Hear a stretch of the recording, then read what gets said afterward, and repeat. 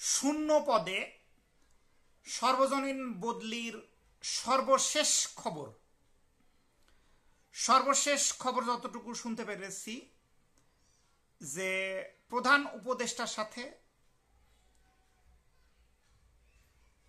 শিক্ষক প্রতিনিধির সাথে কিছু কথা হয়েছে।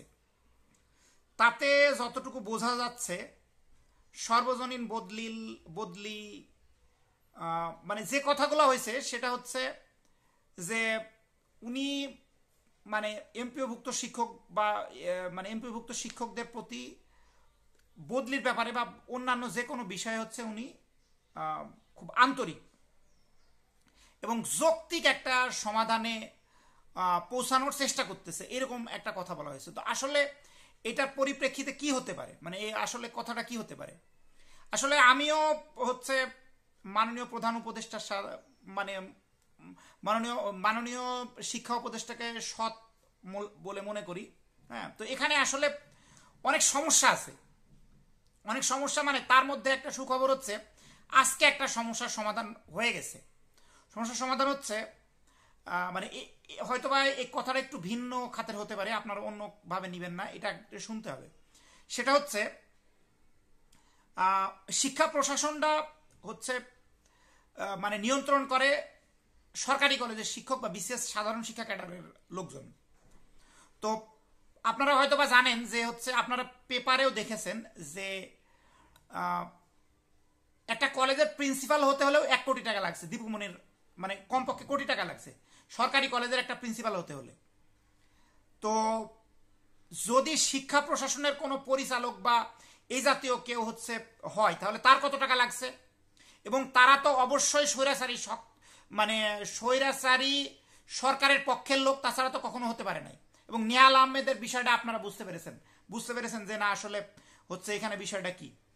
তো এখানে মানে মূল যে বিষয়টা সেটা হচ্ছে শিক্ষা প্রশাসনের ভিতরে এখনো স্বৈরাচারী সরকার তথা আওয়ামী লীগের শক্ত সিন্ডিকেট এখনো বিদ্যমান আছে।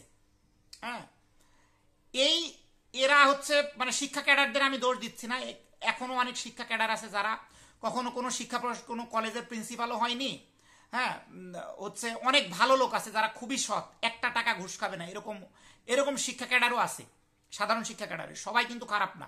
অনেকে হচ্ছে বলে যে না সব শিক্ষা ক্যাডার খারাপ, কিন্তু হচ্ছে আপনারা যদি একটু করেন যে হচ্ছে বিগত সরকারের আমলে এখন যদি কেউ থাকে, মানে এক কথায় শিক্ষা ভবনের ভিতরে যদি কেউ থাকে তাহলে